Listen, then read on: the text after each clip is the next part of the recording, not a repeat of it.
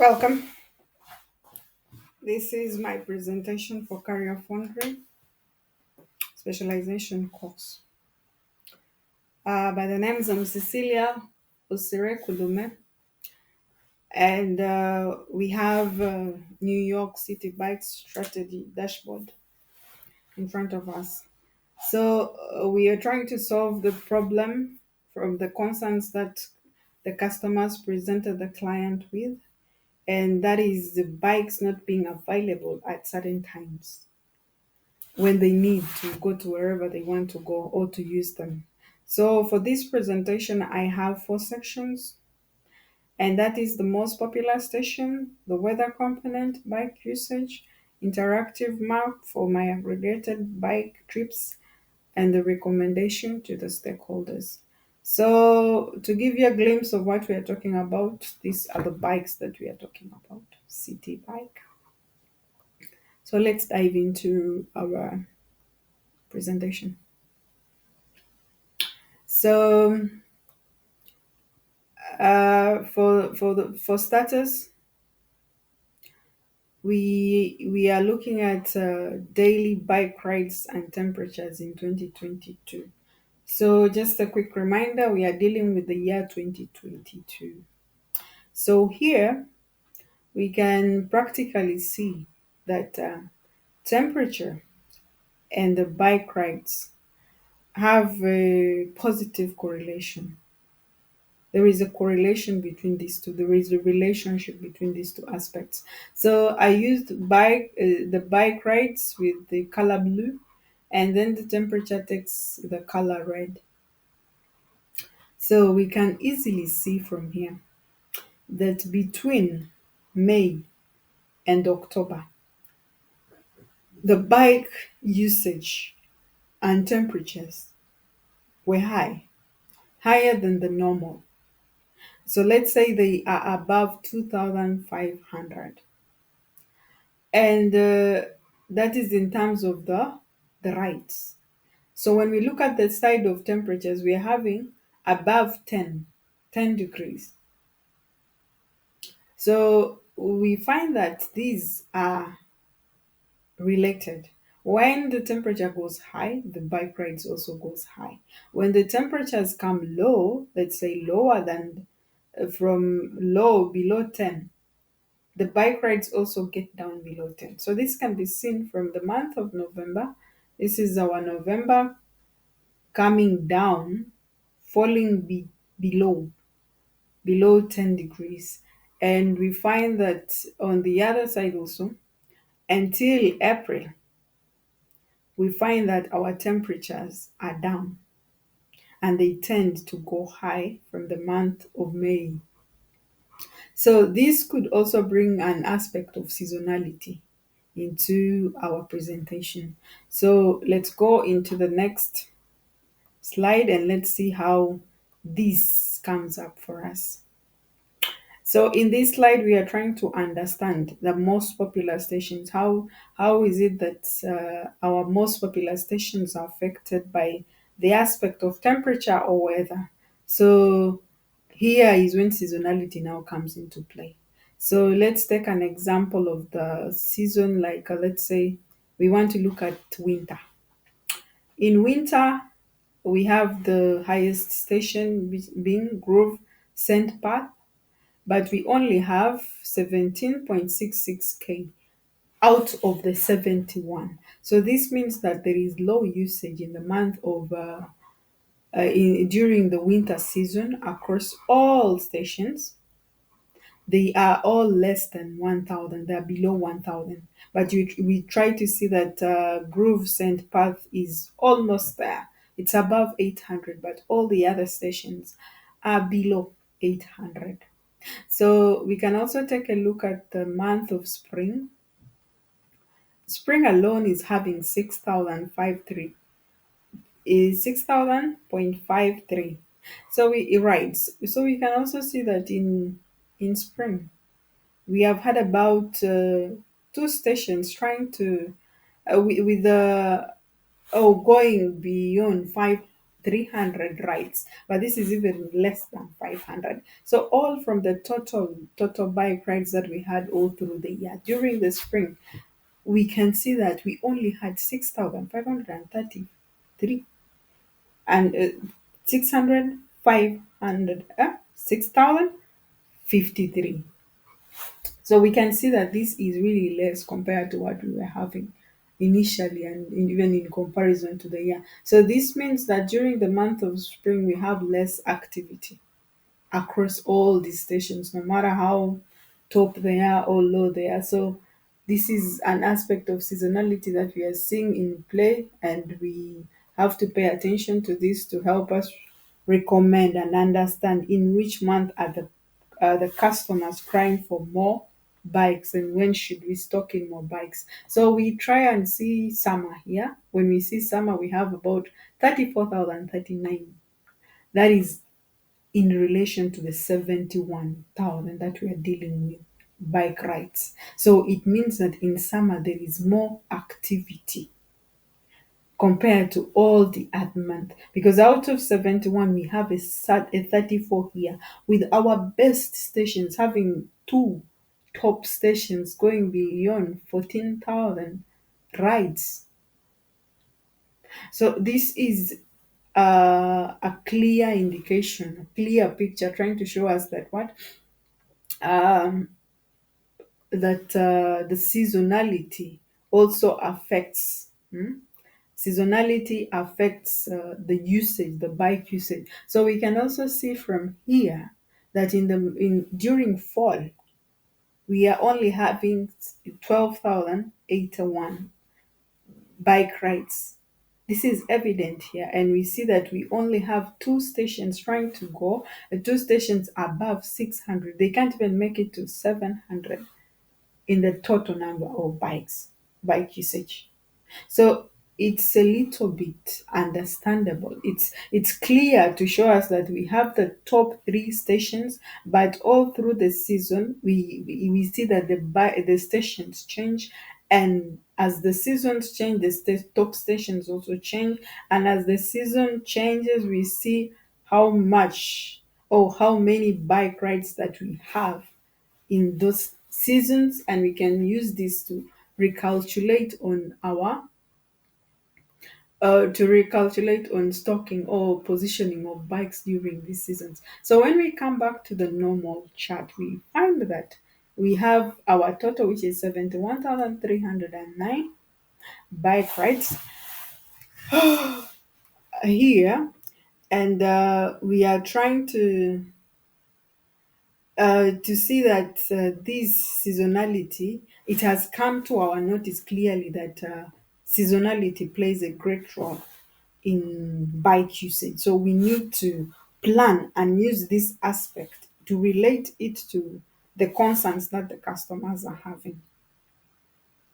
So for this, I would say that we also have to recommend, we have to conclude and recommend at the end of the day. But before that, we want to see how does this show in actual, let's say in practical or in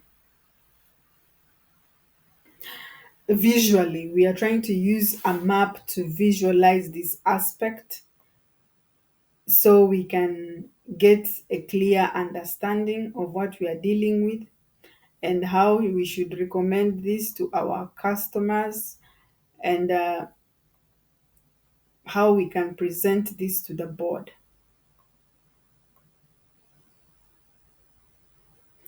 So with the questions that we had the first question asking, how can we scale bikes according to seasonality between November and April?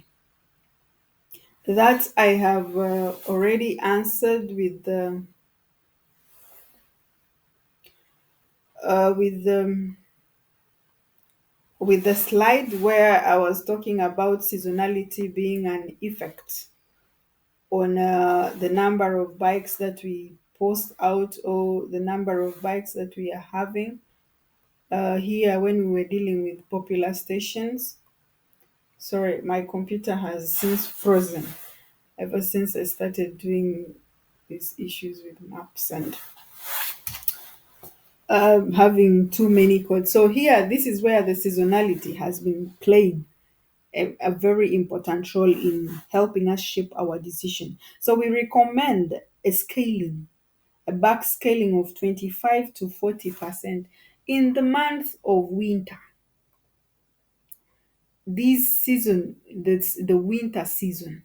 Reason being, we have less than 800, we have less than 1,000 per se. We have less than 1,000 uh, bike usage per station, like if you compare the stations. So we would say that in total, for all the 20 stations, during the winter, we only have 17,066 rides, bike rides, during the whole season of winter. So here we need to, during the month of winter, we can scale back by 25 to 40%.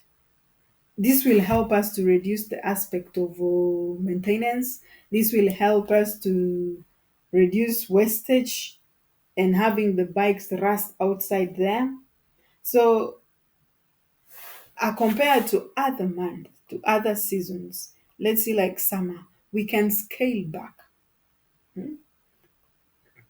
It is it is good for us to scale back in the month of winter. You see how summer is doing well. We have 34,000 bike rides during the summer, and this is very good for us. But during winter, winter and fall, let's see, during the season, winter, fall, we need to scale back on our operation. We need to scale back on positioning of the bikes. And since the customers are complaining that they don't seem to find the bikes when they need to use, that could be in relation to the season, which is summer, when when there are very many bike usage, and when there are very many customers that need to go to wherever they are going. So we can do this in summer. Okay, so let's get back to the map. We have a map here that is helping us to understand how many. It's helping us to determine how many more stations to add along the water. With the map, we can be able to see the locations straight on the map. You can see the locations on the map, and you can determine if you want to increase or to bring in more stations along the water area. A map would be the best. A map would be ideal for this kind of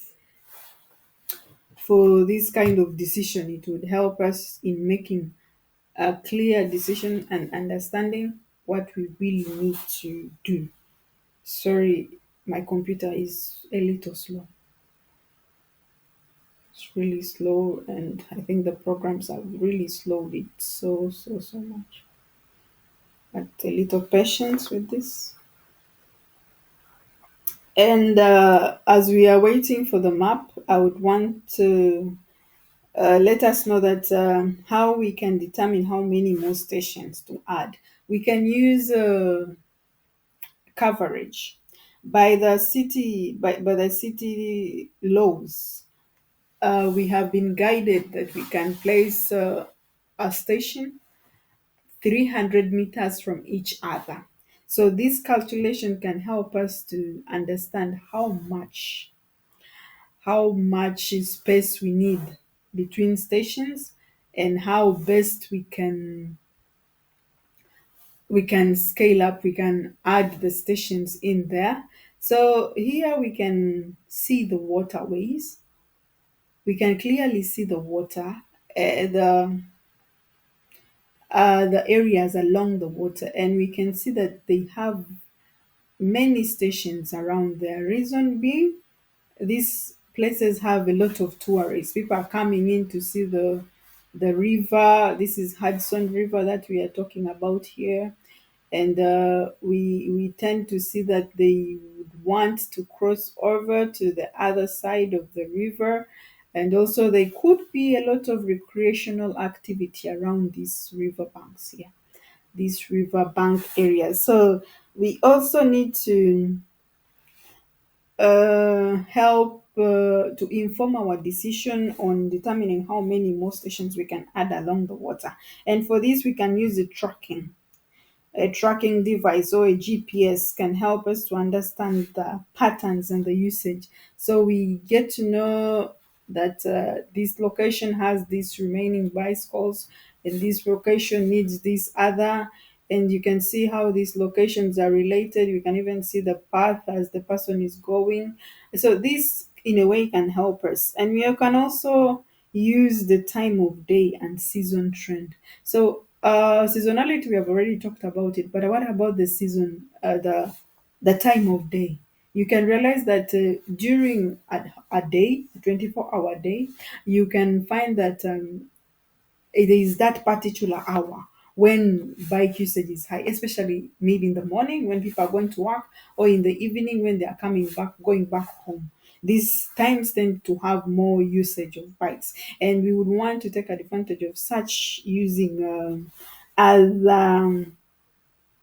as a visual patterns like a heat map. You'd use a heat map, or you'd use a heat pattern that can help you determine those hours, so you can deal with it in a they can help us to understand that hour, and we do stocking. We can restock at that time, we can reposition bikes at that time.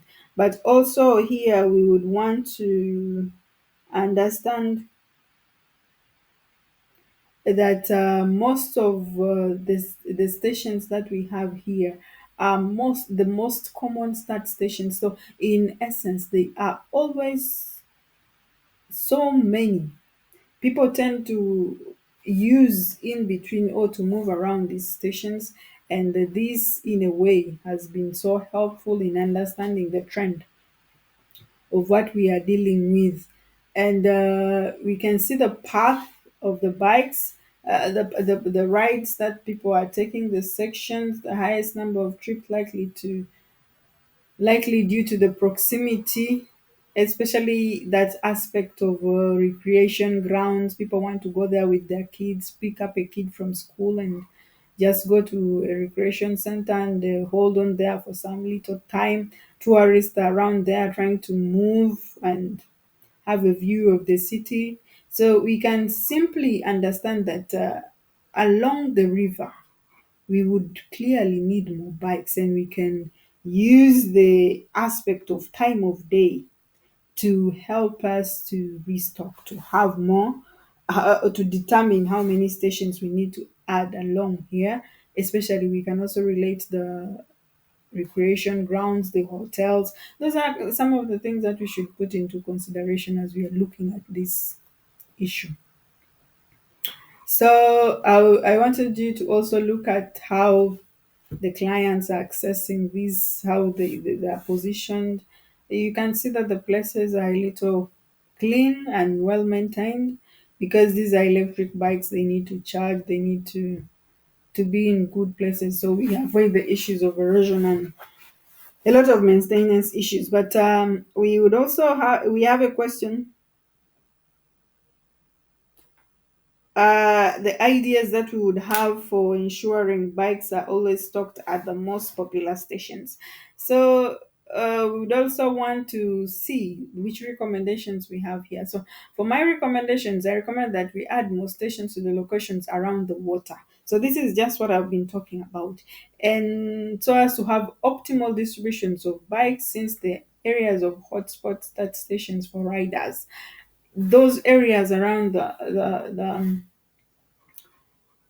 around the river, they really tend to have recreation centers, hotels. They are places of high business profiling, or high business activity, and they need to have more stations compared to the other parts of the other parts of the city, or the other stations. And to this, we need to relate population with bike stations. So For example, you can see that we have a population, higher populations in these areas. So we can take advantage of that and compare our populations with bike usage and positioning of stations. The densely high, we increase the stations. The lowly populated, we reduce the number of stations there and also reduce the number of bikes we position. We can use real-time inventory management using a GPS enabling system to tell us how many bikes are remaining at our start stations, most of the start stations at a given time, and we can look into that and restock. We can also use data-driven forecasting, like we are talking about. We are using 2022, so we can use a certain year, a certain pattern, a certain month to help us understand what the next month is coming, putting an aspect of seasonality and time of day into play. This is my presentation. Sorry for the slowing of my computer, and sorry for the other effects. Let me know what you